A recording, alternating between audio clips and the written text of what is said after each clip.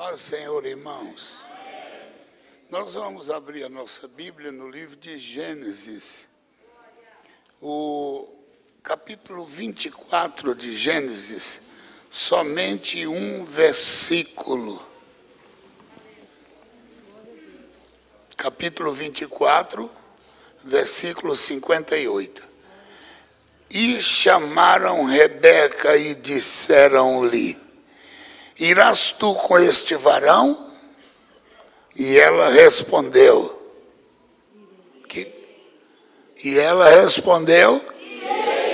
irei. É muito bom a gente entender isso, a decisão. Nós vamos falar um pouco sobre isso. Senta em nome de Jesus.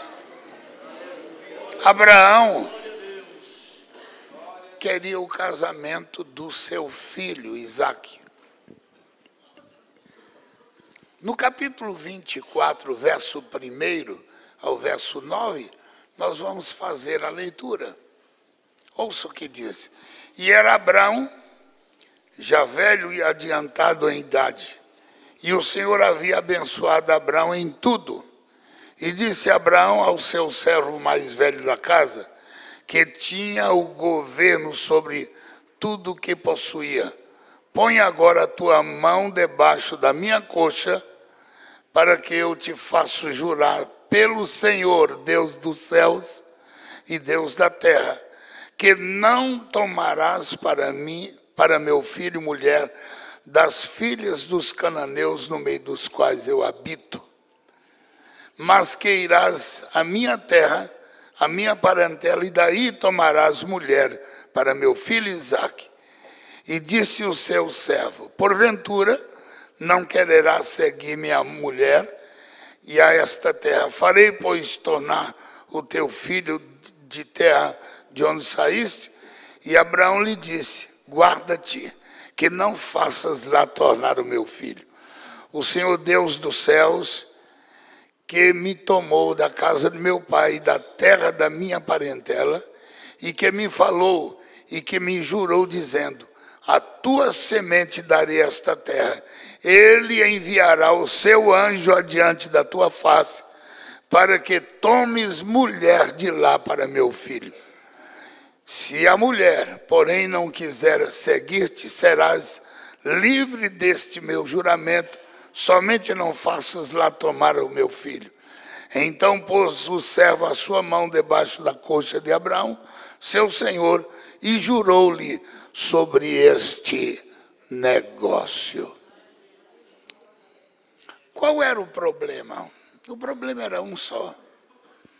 A visão de Abraão era que a sua semente não fugisse do propósito do Senhor. Meus amados, se você não entende isso, eu vou dar uma pincelada. Deus, desde o início, prometeu, lá no Éden, através da semente de Adão e Eva, que daquela semente levantaria um para esmagar a cabeça de Satanás. Lá na frente, Deus toma Abraão como esta promessa. E Abraão sabia perfeitamente que a sua semente era a semente que daria continuidade a essa promessa do Senhor. Quando Abraão teve esse filho já na sua velhice, 100 anos, ele queria, portanto, uma moça para casar com Abraão que fosse dentro da sua linhagem, para que não viesse trazer nenhum transtorno. Porque se você observar, lá mais na frente, houve alguns problemas em que Deus teve que interferir na vida de um dos herdeiros. Deus precisou interferir, porque acabou desviando o propósito do Senhor. E toda vez que o propósito de Deus desvia, para você retornar novamente ao mesmo caminho, há um sofrimento, há um desgaste, há uma luta. Porque eu entendo assim, irmão, quando Deus tem um propósito, Ele quer que siga esse caminho, porque ali está a vitória. Quando é desviado o propósito, Deus vai fazer retornar. Mas o preço é caríssimo. Você quer um exemplo? O propósito de Deus por exemplo, eu vou dar um dos exemplos. De Jonas, era que ele fosse pregar em Nínive. O chamado de Deus para ele foi isso. O que ele fez? Desviou o propósito. Tudo bem, você desvia, você vai dar conta. E houve um transtorno na vida de Jonas, houve um problema sério. Mas o propósito de Deus estava em pé. Cumpriu? Cumpriu. Mas o caminho, a história de Jonas foi outra história. Então, quando Abraão diz para seu servo, olha, meu filho está aí, eu não quero que ele tome filha das filhas dos cananeus, porque eu conheço esse povo, é um povo idólatra. Eu quero que você vá na minha terra, toma de lá uma moça para meu filho, porque segue a linhagem daquilo que é o propósito do Senhor. Meus amados, você já viu uma família que são cristãos, maravilhosos. De repente a moça ou o rapaz casa com uma moça não cristã, uma moça que não tem princípio. Você já viu o transtorno que dá para essa família? Transtorno. Aí você vê um casamento, de repente divórcio, de repente uma família completamente fora daquele equilíbrio, daquela visão. Qual é o pai e a mãe que tem filhos criados na igreja, nascido e criado na igreja, vivendo nos pés de Cristo? Quem é que vai querer que seu filho, sua filha case com pessoas lá no mundo, lá fora, para trazer uma maldição para a sua semente, para trazer um transtorno? Quem é que quer isso? Por isso que a Bíblia diz que quem casa tem que ter o cuidado para não casar com jugo desigual. É isso, jugo desigual. Então isso gera um transtorno. Isso gera um problema. Aí Abraão chama Isaac e diz assim, aliás, Abraão chama o seu servo Eliezer e diz assim, Eliezer, faz um juramento aqui comigo, que você vai na minha terra buscar uma moça para casar com meu filho.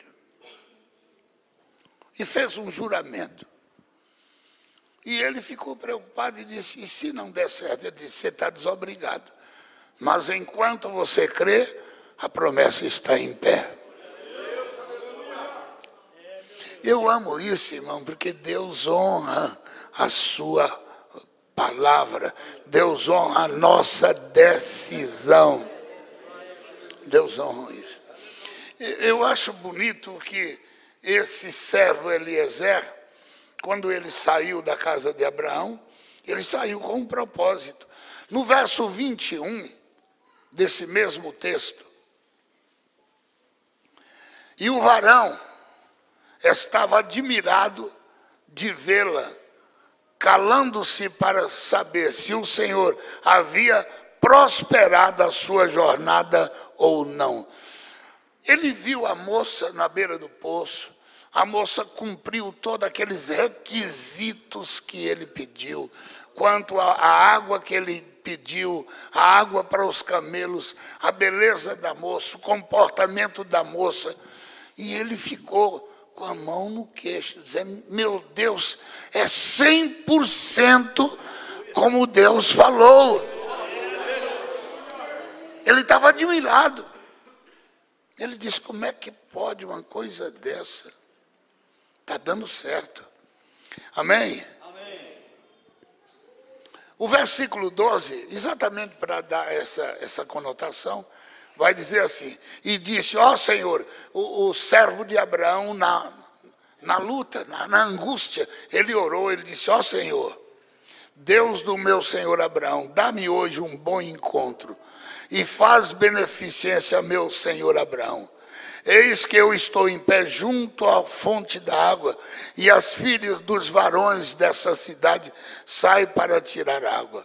Seja, pois, que a donzela, a quem eu disser, abaixa agora o teu canteiro para que eu beba, e ela disser, beba também, e darei de beber os teus camelos.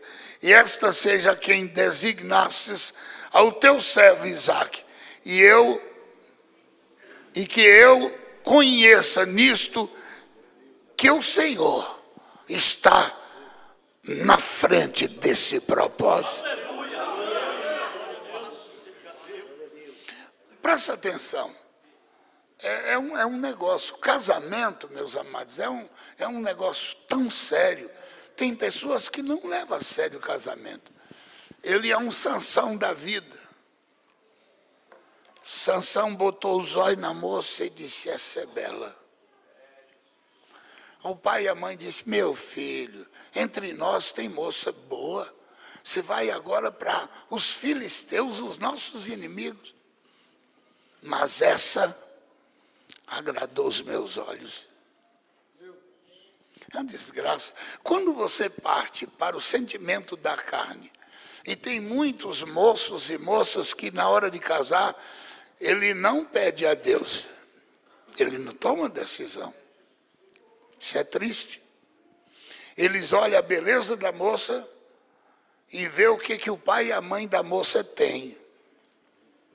Da mesma forma, a moça olha para o rapaz e não quer nem saber. Ela agradou.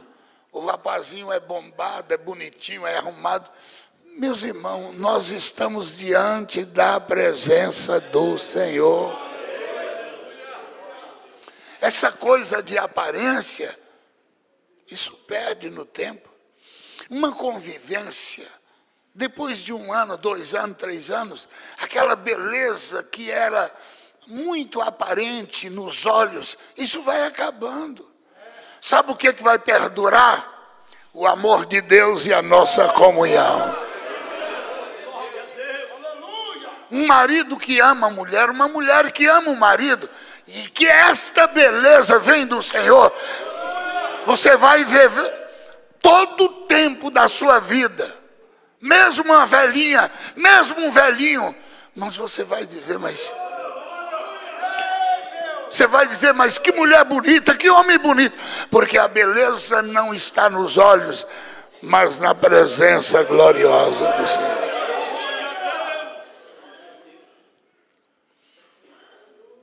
Eu me lembro de um caso, irmãos, que o cidadão casou com uma moça bela, mas não demorou muito tempo, devido ao desgaste, à luta, à enfermidade, aquela beleza desfez. Sabe o que aconteceu? Não dá mais para viver. Você perdeu. O cidadão simplesmente mandou a mulher embora. Não, eu não consigo viver com ela, eu não tenho mais afeição, eu não tenho mais amor. Isso não é amor, isso é paixão, isso é carne. Porque aquilo que é de Deus permanece de Deus. Aí então o rapaz, o Eliezer, junto com a sua comitiva, partiu. E ele fez o pedido, e ele viu a moça, mas agora era necessário conversar com os pais da moça, e depois do sim dos pais, ele precisava da palavra da moça. Quem está entendendo, diga amém. Falou com os pais concordaram, e ele viu a mão de Deus em tudo, acompanhando a sua decisão. O versículo 50, deixa eu ver aqui mais alguma. Eu não quero ir muito além, irmãos, por causa do tempo. O versículo 51, eis que Rebeca estava diante da tua face. Toma, vai-te e seja mulher do filho do teu Senhor, como tem dito o Senhor. Então os pais deram amém, estava tudo certo. Mas agora falta falar com a donzela. Vamos falar com a moça. Chamado a moça no verso 58. Aí houve até uma interferência do irmão de Rebeca. No verso 55 ele vai dizer, então disseram o seu irmão à sua mãe, fique a donzela conosco alguns dias. Interferência, fica um pouco, mas a palavra não. Nós viemos para isso e cumpra-se a vontade. Mas então vamos chamar a moça. E quando chamou a moça veio e ele perguntou, e eles perguntaram para ela, você vai com eles ou não? Ela não pensou duas vezes. Cabeça erguida, ela disse, irei.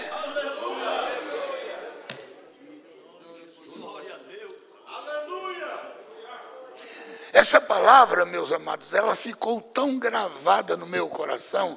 Eu ainda jovem, eu ainda não era casado. Eu pensei assim, meu Deus, como isso é lindo na vida de um cristão. A palavra da moça, tão séria, um negócio, ela nunca tinha visto esse rapaz, mas quando Deus está no negócio, é 100%, não tem dúvida. E eu fiquei com esta palavra no meu coração. Eu disse, um dia eu vou me casar. Eu fiquei com essa palavra, eu gostei dessa palavra. Aí, meus amados, o tempo passou, eu passei a ser dirigente de igreja, solteiro, eu estava ainda como dirigente de igreja. Aí eu vi que não era bom essa situação, até uma cobrança da liderança. E eu disse, amém, vou me casar. Mas eu só vou casar com a pessoa que o Senhor der o amém. Eu tinha muitas moças queridas, moças bonitas, moças de bom testemunho que queriam casar. Mas eu fechava meus olhos. Eu dizia, não vou pela aparência, não vou pelo sentimento. Eu quero ir pela direção do Senhor. Eu tomava conta do Rio de Janeiro naquela época, como presbítero.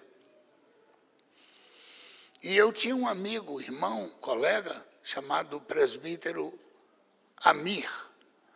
Aí o irmão Amir disse assim para mim, irmão Ademar, você não tem orado a Deus para Deus te dar uma moça? Eu disse, tenho. Ele disse, eu tenho observado uma moça aqui, que é uma serva de Deus aqui no Rio, de repente era bom você orar nesse sentido. Eu disse, amém, vamos orar. Sem mais comentário, esse foi o comentário. Eu falei, amém, vamos orar. Nessa época, eu viajei para o Nordeste do Brasil. Quando eu cheguei, eu estava em oração, dizendo, Senhor, faz alguma coisa por mim. Quando eu cheguei em Aracaju, eu estou contando esse testemunho para você ver como Deus honra a sua palavra. Quando eu cheguei em Aracaju, eu estava num propósito de 7 dias de consagração. Nesse sentido. Quando eu cheguei em Aracaju, o irmãozinho falou comigo assim, irmão Ademar, Deus falou algo a respeito do irmão. Eu disse, amém. Mas eu nunca abri a boca para dizer nada para ninguém. Aí ele disse assim, olha, eu posso falar sobre o assunto? Eu disse, eu já sei o que é. Ele disse, sabe o que é? Eu disse, a respeito do meu chamado ministerial. Ele disse, não é. Mas eu estava querendo ver se o assunto era aquilo que era o propósito. É sobre vida financeira? Ele disse, também não é. Aí eu fiquei calado.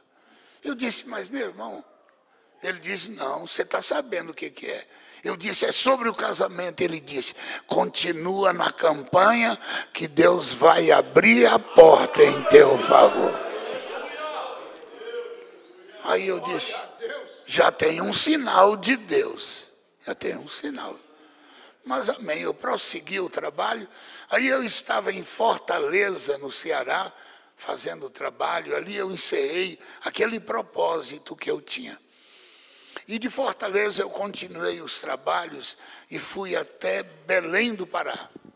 Eu estou contando isso para os irmãos entenderem que Deus é Deus que trabalha. Lá em Belém, eu tinha que fazer a inauguração da igreja em Manaus. Peguei o navio, porque lá só tinha, ou só tem duas alternativas. Ou de barco ou de avião. Naquela época o avião era impraticável, muito caro. Aí eu fui de barco, fui de navio. No caminho, me deu uma angústia na minha alma. Eu estava extremamente angustiado. E eu deitei e tive, assim, rapidamente uma revelação de Deus. Eu estava num lugar, e esse lugar é São Paulo, e aparece um irmão e disse, irmão Ademar, o que está fazendo com essa mala? Eu com a mala na mão. Eu disse, estou sem direção. Ele disse, entra aqui para casa. É um irmão querido, chamado irmão Francisco. Aí o irmão Francisco disse, entra aqui em casa. Irmão Ademar, vamos orar. Nessa oração, Deus vai dar o amém. Por isso que eu acredito na oração. Por isso que eu acredito que aquele que está na vontade do Senhor... Aí naquela revelação, nós orando e eu chorando, e ele dizia assim, por que você está angustiado? Você não sabe que Deus já te confirmou, está tudo nas mãos dele? Fica em paz. Aquela tribulação passou. Aí eu disse amém. Então, se é a moça que Deus está confirmando, eu vou conversar com ela e com os pais dela. Eu nunca tinha conversado. A moça, inclusive, está aqui entre nós. É a dona Grácia. Cadê a dona Grácia? Ela está escondida ali atrás do pilar. Então, eu liguei novamente para o Amir e falei, irmão Amir, fala com os pais da moça, que era um presbítero, e com a mãe e com ela, que eu estou terminando o meu trabalho e vou passar pelo Rio, e eu quero sentar com elas e conversar. Quando eu saí da minha viagem indo para o Rio, o meu propósito foi exatamente esse aqui, ó. Se eu chegar e conversar com os pais da moça, e eles disserem que sim, se eu falar com a moça e ela disser, eu vou, está tudo certo, amém, é o casamento. Se ela, por qualquer objetivo, qualquer objeção contrária, qualquer coisa, eu já sei que não é o Senhor. Eu lembrei do casamento de Rebeca. Você vai ou não vai? E ela disse, irei. Foi esse o propósito. Cheguei lá no Rio, fui para a casa do irmão Ami, estavam os pais, estava ela, e eu disse, olha, é assim, assim, assim. Os pais disseram, a moça está aí, conversa com ela. E eu virei para ela, você aceita? Ela disse sim, então é de Deus. Meus irmãos, você sabe qual é o problema nosso? O problema nosso é confiar em nós, confiar nos nossos olhos, confiar nos nossos sentimentos. Mas a melhor coisa é deixar o Senhor trabalhar. Não tem como não dar certo quando Deus está na frente. Não tem, não tem. Se tiver alguma moça, algum rapaz que querem casar, não entra por outro caminho. Você vai se dar mal. Não é rede social, não é postagem em rede social, Não é nada disso não. É postagem diante do Senhor. Você quer um casamento sólido? Eu não estou dizendo que o nosso casamento é mil maravilha, que eu sou aquele esposo ideal, que ela é a esposa. Mas, irmão, todos nós temos defeito. Todos nós temos problema. Não há perfeição em nós. Mas eu vou completar 50 anos que somos casados. Nunca tivemos um desencontro, nunca tivemos briga, nunca tivemos problema. Criamos 5 filhos. Se existe uma coisa que eu dou valor à minha esposa, é que ela nunca reclamou de nada. Na hora da luta, da tribulação, ela aprendeu a costurar e me ajudava fazendo costura para manter a nossa casa. Sem nunca reclamar. Isso significa que Deus é com aqueles que amam e guardam a sua palavra. Se fosse em outra situação, eu viajando, cheguei a ficar 40 dias ausente de casa e ela sozinha cuidando dos nossos filhos. Teve uma vez que o nosso filho Isaac, com quase 8 meses de idade, pegou uma doença no pulmão, uma pneumonia, e foi para o hospital e deu água na preula e o médico simplesmente desenganou. Porque o estado dele estava muito avançado. E eu estava, sabe aonde? Em Rondônia, pregando. E ela lá em Belo Horizonte. Aí ela ligou para mim e disse: Ademar, nosso filho está no hospital desenganado. Eu simplesmente disse: minha filha, eu estou aqui. Não tem nem como eu sair daqui agora. Se caso nosso filho morrer, chama os irmãos, faz o funerário. Eu sei que é dor, eu sei que você é sozinha, mas assume isso aí. Eu vou ficar do lado de cá orando e Deus há de pelejar por nós. Ela enfrentou toda a situação e graças a Deus nosso filho escapou, está aí. Então, nós aprendemos que na luta nós servimos a Deus. Na abundância, nós servimos a Deus. Na tribulação, nós servimos a Deus. Em todas as coisas estamos prontos para servir ao Senhor. O ide de Rebeca é fundamental. Aí você vê um casamento que faz e desfaz, que vai e não vai, que acaba, hoje a moça está... Amanhã já acabou o casamento. Depois torna a desfazer, faz, desfaz. Oh, você está querendo o quê? Qual é a confirmação que você quer de Deus? Já está mais do que confirmado. Agora, do lado espiritual, isso aqui é coisa linda demais. Rebeca é figura da igreja. Olha como Rebeca representa a igreja do lado espiritual. Diz o texto que quando Rebeca decide em ir, é o casamento de Isaac. Isaac, já com os camelos tudo preparado, porque aqueles camelos teriam que passar por uma zona de deserto, e não tinha como ser de outra forma. O Eliezer já estava com tudo pronto. O rapaz do outro lado tinha que ter a Rebeca. O rapaz, Isaac, figura do Senhor Jesus. Eliezer, figura do Espírito Santo. Rebeca, figura da igreja.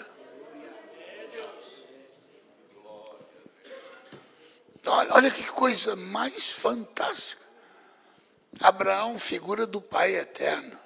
Abraão chama Eliezer, seu filho, figura do Espírito Santo, e diz: vai buscar a minha igreja. Ele monta nos camelos para cruzar o deserto. E somente uma vida cheia do Senhor é que você pode cruzar o deserto.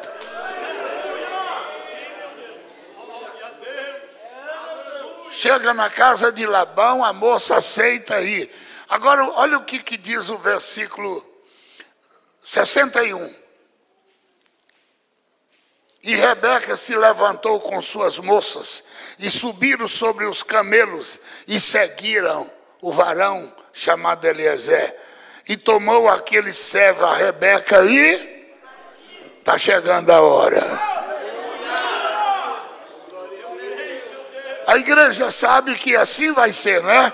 O Espírito Santo vai preparar a igreja, e quando tiver tudo pronto, o Espírito Santo diz, vamos embora, e ela vai dizer, vamos embora. Alabalaias. Vamos embora.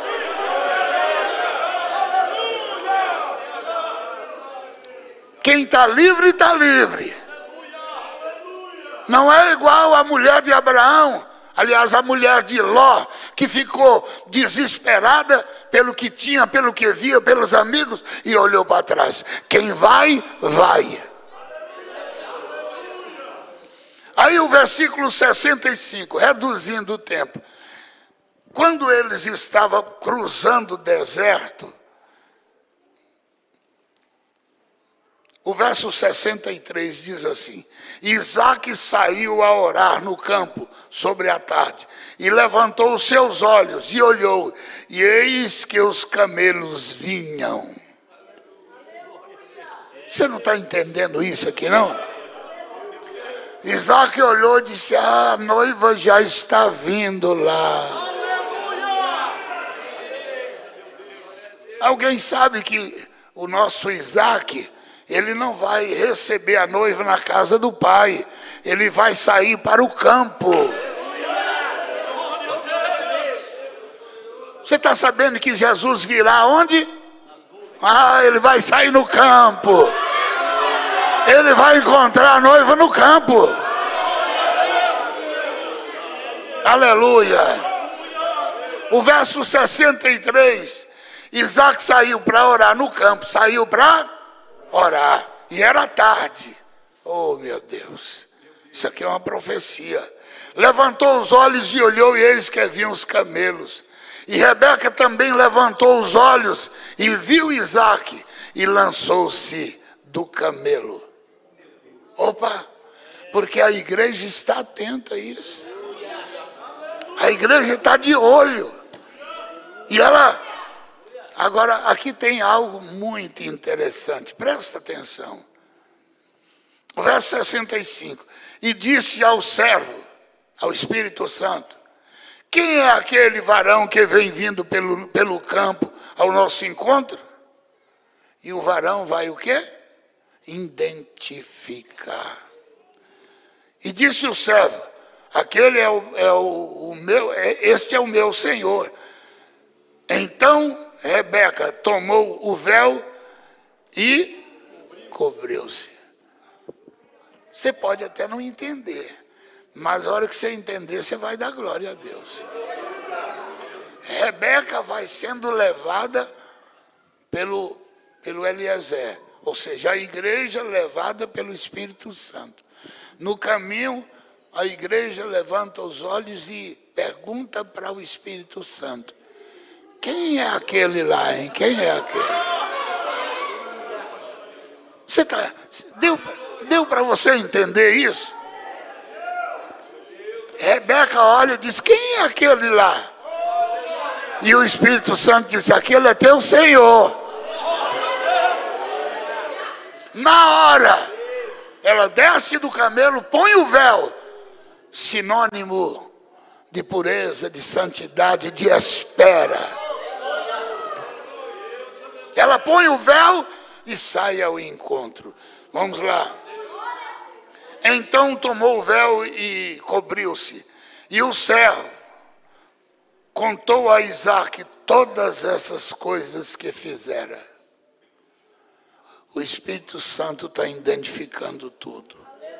Isaque trouxe-a para a tenda da sua mãe Sara. Então ele estava fora da tenda, ele estava no campo. Jesus virá no campo buscar a sua igreja. Depois ele vai levar a um lugar chamado sala de banquete. Cantares de Salomão disse que levou-me à sala do banquete e o seu estandarte em mim era o amor. E Sara tomou a Rebeca e foi-lhe ela por... Vamos lá. E Isaac trouxe-a para a tenda da sua mãe, Sara, e tomou a Rebeca e foi-lhe ela por mulher e amou-a.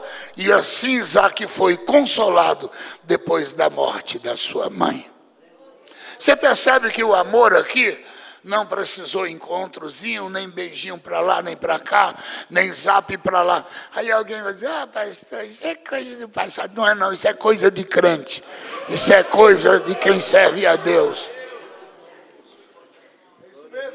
Pergunta a minha esposa, tudo bem, tem quase 50 anos, mas será que as coisas mudaram tanto? Eu nunca peguei na mão dela antes do casamento. Ou nosso casamento durou 70 dias, foi 30 dias para ficar noivo e 30 dias para casar. Aliás, 40 dias para casar. Eu marquei 30 dias, levei a aliança. Depois, mais 40 dias, 70 dias nós estávamos casados. Aí alguém vai dizer, como é que dá certo, pastor? Pois é, boa pergunta. Boa pergunta. Como é que dá certo? É que quando Deus está na causa... Aí a moça namora com o rapaz, fica aí aquele lenga-lenga, 1 ano, 2 anos, 3 anos, quando casa, no primeiro mês, separa. Adiantou? Não, é que a gente tem que conhecer. Se o homem conhecesse alguma coisa, se a mulher conhecesse, as coisas não dariam errado. Hoje a maioria dos casamentos, e pasmem vocês, a maioria dos casamentos dos crentes, o índice de divórcio nas igrejas é maior do que lá fora. Por que razão? Porque os crentes casam pensando somente no prazer da sua carne. O diabo, ele é terrível. A Bíblia diz que a fazenda e a herança vêm dos pais, mas a mulher prudente, ela vem do Senhor. Se você orar, irmão, minha irmã, se você orar, Deus não vai deixar você se enrolar. Porque eu pergunto, o que vai acontecer com um moço que no meio do caminho rompe o seu casamento? Eu não estou dizendo que ele não vai ser salvo, vai. Eu não estou dizendo que ela vai ser salva, vai. Se permanecerem. Mas o seu ministério, o seu chamado, certo? Acabou. Qual é o chamado que você tem se tua família não está a teu lado? Qual é eu diria, qual é a estrutura que hoje tem uma família que não tem um marido ao lado? Qual é a estrutura de um segundo casamento que os filhos estão aí na mão de padrasto e madrasta? Salvas as exceções. Mas a maioria é um fracasso. Por que nós vamos fazer loucura? Por que não colocar nas mãos do Senhor? Por que não esperar no Senhor? Meus amados, a vida nos mostra que é assim, as lições são assim. E se você tomar um caminho errado, você vai sofrer. Talvez, se você permanecer firme no Senhor, a tua história vai ser a mais linda. Mas se você deixar de servir a Deus, você pode até escrever uma história, mas o viés é de sofrimento e de angústia e de dor. Poderia ser diferente. Por isso, valoriza o casamento. Moça, valoriza seu corpo. Você é uma virgem do Senhor. O apóstolo Paulo diz no capítulo 11, 2 Coríntios, eu queria te apresentar como uma virgem pura, a saber, a Cristo, o noivo. A visão de qualquer pastor é que a igreja seja esta virgem pura perante o Senhor. O que nós lamentamos é que hoje, meus amados, a estrutura familiar está simplesmente derretendo. Desculpa a minha sinceridade. Hoje não tem, ou quase não tem, o varão da casa que representa o esteio. Que a mulher olha e diz, esse é meu marido. Que os filhos olham e dizem, esse é meu pai, o exemplo. São poucos. É claro que quem serve a Deus vai manter. Mas mesmo assim, hoje, meus amados, é um negócio tão terrível. Os pais, ou quando não optam por relaxar e deixar tudo na mão da mulher, quando não faz isso, por outro lado, são pais que não têm uma voz ativa dentro de casa, que não sabe dizer basta para seus filhos. Não. Os nossos filhos hoje são intocáveis, não pode dizer não. Se você dizer não para o filho, alô? De onde? Eu quero falar com, como é que chama? Conselho tutelar. Conselho. O quê? É que minha mãe falou que vai me bater, que eu não quero mais ir para a igreja. Minha mãe falou que se não for uma mini saia, que eu não posso botar uma mini saia. E eu, na hora, conselho tutelar está na porta. Cadê o pai? Cadê a mãe? Negócio está feio. Se for bandido, tem problema, pode ser. Se for o filho batendo na mãe, conselho tutelar não está nem aí. Agora, se a mãe tocar no filho, já o pau quebra dentro de casa. Então, hoje, as inversões de valor são terríveis. Pai que não tem força para dizer não. Mãe que as filhas e os filhos fazem deles o que querem.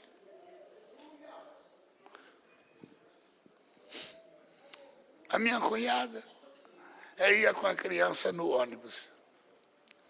E a criança em pé, andando de um lado para o outro, o motorista disse para quem é a mãe dessa criança, segura, porque se eu brecar aqui, essa criança vai bater e machucar. A mãe pega no braço do filho e faz sentar. E o filho fica bravo. Sua isso, sua aquilo, cuspindo na cara dela. Eu vou chegar em casa e falar do meu pai, viu, sua bruxa, sua isso, sua aquilo. Eu estou diminuindo as palavras. E todo mundo assim, ó. Ninguém pode mais fazer nada. Se o filho quiser segurar uma bomba acesa, tem que deixar explodir, porque se tomar ele vai gritar. E o pai e a mãe não têm mais autoridade. Nós vivemos um negócio sem ordem. Ô irmão, Jesus está voltando. Jesus está voltando.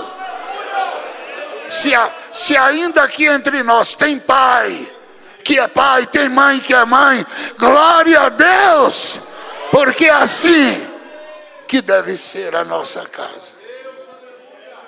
Eu fico angustiado com essa nossa geração. Eu fico pensando, o que vai ser daqui para frente? Aí, de repente, você vê o petzinho. Vem cá. E o petzinho. Aí você conversa com o pessoal e diz, eu prefiro um pet do que um filho. A inversão de valor. O cachorro é melhor do que o filho. Não, o negócio está feio. É isso que eu estou mostrando para você. Se Jesus não voltar logo, vocês vão ver coisa. Como disse a minha avó, vocês vão ver coisa. Mas uma coisa eu te garanto, que Rebeca já identificou o noivo. Quem já identificou o noivo aí, levanta a mão. Vamos lá, Rebeca. Monta no camelo e segue Eliezer. Monta no camelo, cruza o deserto, porque Jesus está às portas. Que Deus te abençoe E que você não perca esta visão. Jesus está às portas. Vamos ficar em pé. Palmas bem fortes. Louva ao Senhor.